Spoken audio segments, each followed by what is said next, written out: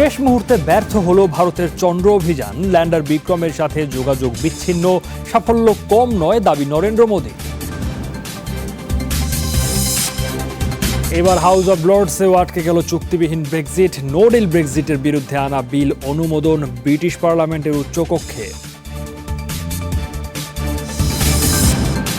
বাহামায় hurricane ডোরিয়ানের তাণ্ডবে মৃতের সংখ্যা দাঁড়িয়েছে 43, আশঙ্কা 200 ছাড়িয়ে যাবে নিহতের সংখ্যা। যুক্তরাষ্ট্রের নর্থ ক্যারোলাইনায় পানিবন্দী 800-র বেশি মানুষ।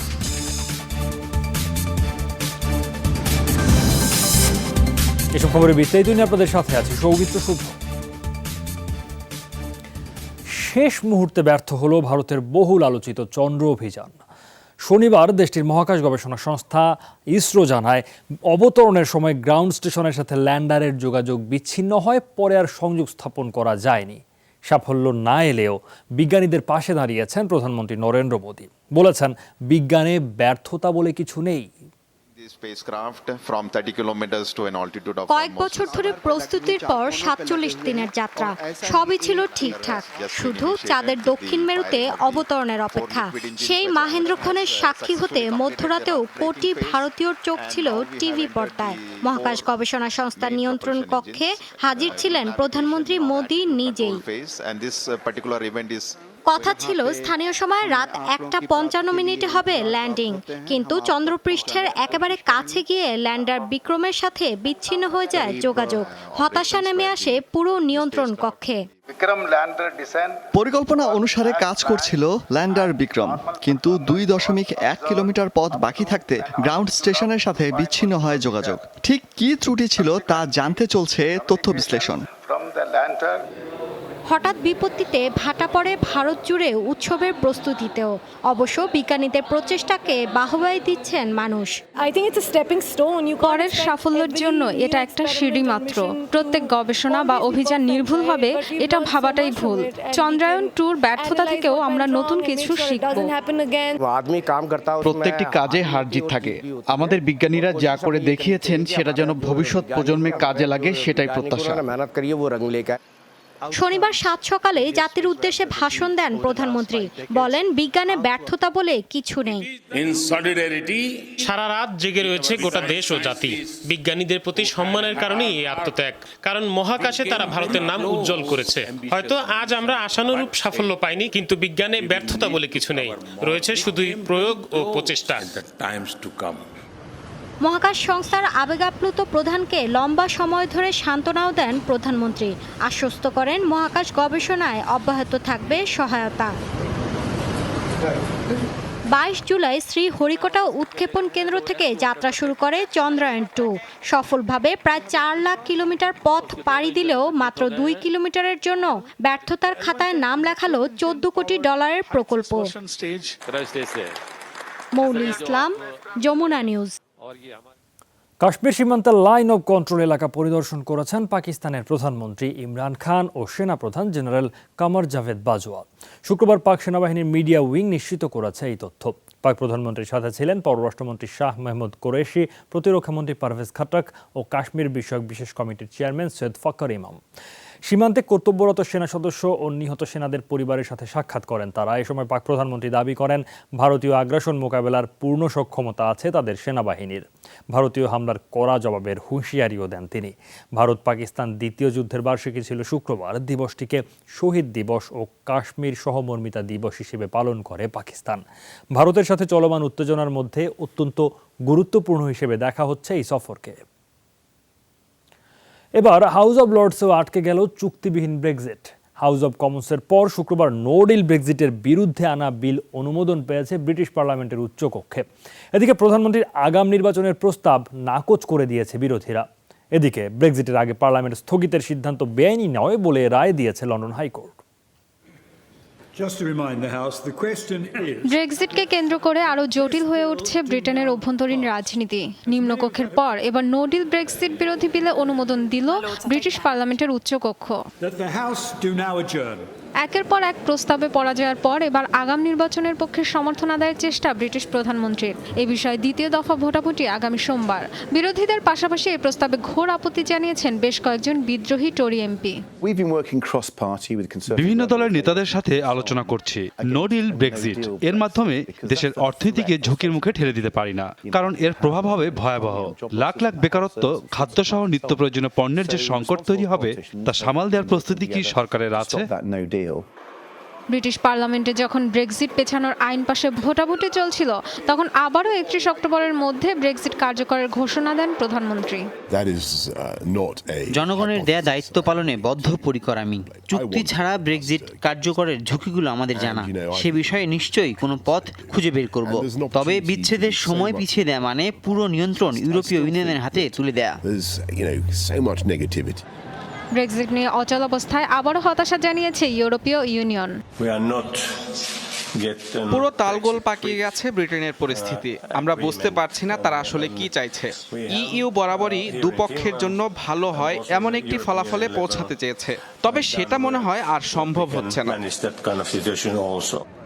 টালমাটাল পরিস্থিতিতে বরিস জনসনের জন্য খানিক স্বস্তির খবর। ব্রেক্সিটের আগে পার্লামেন্ট স্থগিতের সিদ্ধান্ত বেআইনি নয় বলে রায় দিয়েছে লন্ডন হাইকোর্ট। অবশ্য রায়ের বিরুদ্ধে সুপ্রিম কোর্টে যাওয়ার সুযোগ রয়েছে বলেও জানিয়েছেন আদালত। Dorothy Tasrin, Jamuna news. Bahama ও যুক্তরাষ্ট্রে হারিকেন ডোরিয়ানের তাণ্ডব স্পষ্ট। দ্বীপপুঞ্জে নিহতের সংখ্যা বেড়ে দাঁড়িয়েছে 43 জনে। সংখ্যা ছাড়িয়ে যাবে 200 ঘর, কারণ বাহামায় এখনও নিখোঁজ কমপক্ষে 1000 মানুষ। এদিকে নর্থ ক্যারোলাইনায় বন্যা ভূমিধসের কারণে বিপর্যস্ত যোগাযোগ ব্যবস্থা। দুর্যোগপ্রবণ এলাকায় আটকা 800-র বেশি মানুষ। ফ্লোরিডার পর ডোরিয়ান তাণ্ডবের শিকার নর্থ ক্যারোলাইনা। শুক্রবার স্থানীয় সময় সকাল 9টা নাগাদ ওক্রাকক দ্বীপে আঘাত হানে ঝড়টি।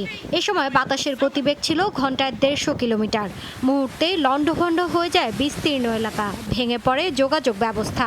প্রবল বৃষ্টিপাত, ভূমিধসে আটকা পড়েন 800-র বেশি মানুষ।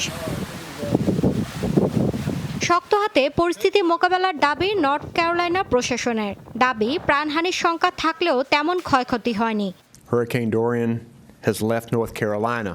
অবশেষে হারিকেন ডোরিয়ান নর্থ ক্যারোলাইনা অতিক্রম করেছে। সবচেয়ে বেশি ক্ষতিগ্রস্ত ওক্রাকক দ্বীপ। সেখানে বেশিরভাগ ঘরবাড়ি ডুবে গেছে বন্যার পানিতে। বিদ্যুৎহীন প্রায় সব স্থাপনা। আটকা পড়া 8 শতাধিক মানুষকে উদ্ধারের সর্বোচ্চ চেষ্টা চালানো হচ্ছে। এদিকে প্রলয়ঙ্কারী হারিকেনে ধ্বংসস্তূপে পরিণত হয়েছে বাহামার মাইলের পর মাইল এলাকা।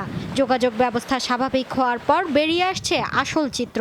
ভাঙা ঘরবাড়ির নিচে মিলছে অনেকের মরদেহ। উদ্ধারকর্মীদের সংখ্যা নিহতের সংখ্যা ছাড়াবে 200-র ঘর, কেননা নিখোঁজ 1000-এর বেশি মানুষ। এ পরিস্থিতিতে সরকারি উদ্যোগে নিরাপদ আশ্রয়ে নেওয়া হচ্ছে অধিবাসীদের। প্রত্যেককে সমান সুযোগ সুবিধা দেয়া হবে। কারোর প্রতি অবিচার, বৈষম্য দেখাবে না সরকার। সবাইকে একসাথে নিরাপদ আশ্রয়ে নেওয়া সম্ভব না, কিন্তু সরকারি জাহাজ ও হেলিকপ্টার ফিরবে জনগণের সহায়তায়। বাহামায় সেপ্টেম্বরের 1 তারিখ ঘন্টায় 285 কিলোমিটার বেগে আঘাত হানে হারিকেন ডোরিয়ান। ধীরগতিতে 2 দিন ধরে অতিক্রম করে ঝড়টি। এরই মধ্যে $700 কোটি ক্ষয়ক্ষতির হিসাব দিয়েছে ক্যারিবিয়ান দ্বীপ রাষ্ট্রটির প্রশাসন। মৌলি ইসলাম, যমুনা নিউজ। গত 3 মাসে মেক্সিকো থেকে যুক্তরাষ্ট্রে অভিবাসন প্রত্যাশীদের ঢল কমেছে 56%। শুক্রবার প্রকাশিত এক প্রতিবেদনে এই তথ্য জানিয়েছে দেশটির সরকার। যুক্তরাষ্ট্রের কাস্টমস ও বর্ডার প্রোটেকশন বিভাগের উদ্ধৃতি দিয়ে জানানো হয়, গেল মেতে মেক্সিকো সীমান্ত দিয়ে যুক্তরাষ্ট্রে প্রবেশ করেছে 1,44,000-এর বেশি অভিবাসন প্রত্যাশী, যা আগস্টে কমে দাঁড়ায় 63,989 জনে। যুক্তরাষ্ট্রের অব্যাহত শুল্ক আরোপের হুমকির মুখে অভিবাসন প্রত্যাশীদের ঠেকাতে গত কয়েক মাস ধরেই কঠোর অবস্থানে মেক্সিকো প্রশাসন। সীমান্তে বিপুল সংখ্যক চেক পয়েন্টের পাশাপাশি কড়াকড়ি আরোপে মোতায়েন করা হয়েছে অতিরিক্ত 21,600 পুলিশ। আশ্রয়প্রার্থীদের নিজ দেশে ফেরত পাঠাতেও তৎপর মেক্সিকো সিটি। এরই মধ্যে ফেরত পাঠানো হয়েছে অনেককে। বিশ্বের বৃহত্তম চিরহরিত বন অ্যামাজন রক্ষায় চুক্তি সই করল 7টি দেশ। চলমান দাবানল নিয়ন্ত্রণে সমন্বিত ও কঠোর পদক্ষেপের বিষয়ে একমত হন লাতিন নেতারা। শুক্রবার কলম্বিয়ার লেটিসিয়ায় চুক্তি স্বাক্ষর অনুষ্ঠানে সভাপতিত্ব করেন দেশটির প্রেসিডেন্ট ইভান দুক। উপস্থিত ছিলেন বলিভিয়া, ইকুয়েডর ও পেরুর প্রেসিডেন্ট। এছাড়া ছিলেন সুরিনাম ও পেরুর প্রতিনিধিরা। ভিডিও কনফারেন্সের মাধ্যমে যোগ দেন ব্রাজিলের প্রেসিডেন্ট জেইর বোলসোনারো। চোরা কারবারি, অবৈধ খনি উত্তোলনকারী ও দখলদারি এনজিওগুলোর বিরুদ্ধে একজোট হয়ে কাজের বিষয়ে একমত হন নেতারা। প্রাকৃতিক দুর্যোগ মোকাবেলায় একটি ঐক্যবদ্ধ নেটওয়ার্ক গড়ে তোলার বিষয়ে উল্লেখ করা হয় চুক্তিতে। টেকসই উন্নয়নের লক্ষ্যে আদিবাসীদের সম্পৃক্ত করার বিষয়েও সিদ্ধান্ত হয়।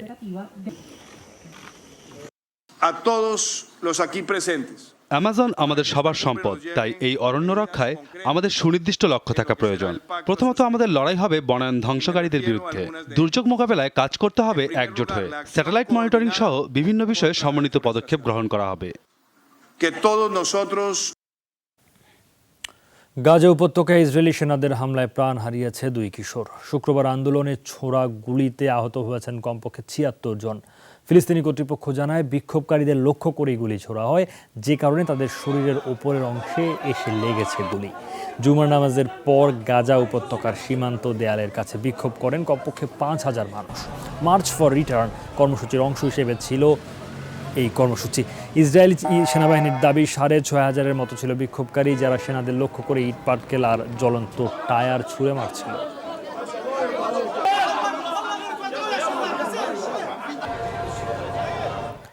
প্রত্যর্পণ বিল বাতিলের পরও গণতান্ত্রিক সরকার সহ নানা দাবিতে বিক্ষোভ অব্যাহত হংকংয়ে। শুক্রবার আবারও পুলিশের সাথে ব্যাপক সংঘর্ষ হয় বিক্ষোভকারীদের। সকাল থেকেই 5 দফা দাবি নিয়ে গুরুত্বপূর্ণ সড়কগুলো অবস্থান নেয় বিক্ষোভকারীরা। প্রতিটি দাবি আদায় না হওয়া পর্যন্ত আন্দোলন চালিয়ে যাওয়ার হুঁশিয়ারি তাদের। পুলিশের মারমুখী আচরণের বিরুদ্ধে স্বাধীন তদন্ত, বন্দি মুক্তি সহ নির্বাচনের মাধ্যমে গণতান্ত্রিক সরকারের দাবিতে স্লোগান দেয় তারা। বিক্ষোভকে দাঙ্গা বলে অভিহিত করায় প্রশাসনের তীব্র নিন্দা জানায় প্রতিবাদকারীরা। এদিকে গত জুন থেকে চলা আন্দোলন নিয়ে উদ্বেগ জানিয়েছেন মালয়েশিয়ার প্রধানমন্ত্রী মাহাথির মোহাম্মদ। জাপান সফরে এক সাক্ষাৎকারে তিনি দাবি করেন, আন্দোলন দমনে এবার চীনের সরাসরি হস্তক্ষেপ প্রয়োজন। কখনো ভাবিনি এক দেশ দুই নীতি পদ্ধতি দীর্ঘ সময় ধরে চলতে পারে। হংকংয়ের চলমান আন্দোলন এখনই নিয়ন্ত্রণ করা না গেলে সেখানে স্বায়ত্তশাসন অথবা স্বাধীনতার দাবি আরো জোরালো হবে। আমার মনে হয় চীন সরকার সেটা মেনে নেবে না। ভারতে জনপ্রিয় হচ্ছে পরিবেশ বান্ধব উপকরণ দিয়ে মূর্তি এবং প্রতিমা তৈরির প্রচলন। কৃত্রিম এবং রাসায়নিক উপকরণের পরিবর্তে এসব মূর্তি তৈরিতে ব্যবহার করা হচ্ছে আটা, ময়দা এবং বিভিন্ন শস্যের বীজ। চুনাপাথর এবং প্রাকৃতিক রঙের ব্যবহার এসব প্রতিমায় ভিন্ন মাত্রা আনছে বলেও মত বিক্রেতাদের। উদ্যোক্তারা বলছেন, পরিবেশ বান্ধব এসব প্রতিমার চাহিদাও প্রচুর। ভারত জুড়ে চলছে হিন্দু ধর্মাবলম্বীদের নানা উৎসবের প্রস্তুতি। গণেশ চতুর্বেদীর পর করা নাড়ছে নবরাত্রি, দুর্গাপূজা আর দীপাবলির মতো বিভিন্ন উৎসব।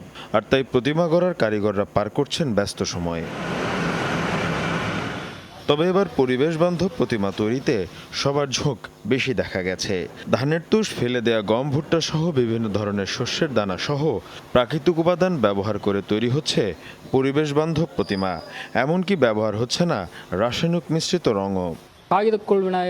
ধানের তুষ, ময়দার বিভিন্ন শস্যের গুঁড়ো দিয়ে তৈরি করা হয়েছে এসব প্রতিমা এবং মূর্তি। বিসর্জনের সময় এগুলো পানিতে ফেললেই গলে যাবে।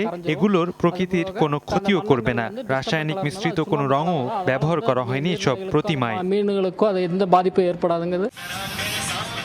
কোনো মূর্তিতে আবার ব্যবহার করা হচ্ছে ফলের বীজ। পানিতে বিসর্জনের পরিবর্তে মাটিতে সব মূর্তি পুঁতে দেওয়ার আহ্বান জানানো হচ্ছে। পরবর্তীতে সেখান থেকে জন্মাবে গাছ। আমরা বিভিন্ন মূর্তিতে শস্যের বীজ ব্যবহার করেছি। ভক্ত এবং অনুসারীদের প্রতি আহ্বান থাকবে, পানিতে বিসর্জন না দিয়ে এগুলো মাটিতে পুঁতে ফেলুন, তাহলে সেখান থেকে নতুন একটি গাছ জন্মাবে। মূলত নদী এবং জলাশয়ের দূষণ রোধ করতেই এ ধরনের উদ্যোগ। পরিবেশ বান্ধব এসব প্রতিমার চাহিদাও বাড়ছে বলে জানান বিক্রেতারা। মীর মুশফিক আহসান, যমুনা নিউজ। শেষ করবো যমুনা আইডেস্ক, তার আগে শিরোনামগুলো আরেকবার। শেষ মুহূর্তে ব্যর্থ হলো ভারতের চন্দ্র অভিযান, ল্যান্ডার বিক্রমের সাথে যোগাযোগ বিচ্ছিন্ন। সাফল্য কম নয় দাবি নরেন্দ্র মোদীর। এবার হাউস অব লর্ডসেও আটকে গেল চুক্তিবিহীন ব্রেক্সিট। নো ডিল ব্রেক্সিটের বিরুদ্ধে আনা বিল অনুমোদন ব্রিটিশ পার্লামেন্টের উচ্চকক্ষে। বাহামায় হারিকেন ডোরিয়ানের তাণ্ডবে মৃতের সংখ্যা দাঁড়িয়েছে 43। আশঙ্কা 200 ছাড়িয়ে যাবে নিহতের সংখ্যা। যুক্তরাষ্ট্রের নর্থ ক্যারোলাইনায় পানিবন্দী 800-র বেশি মানুষ।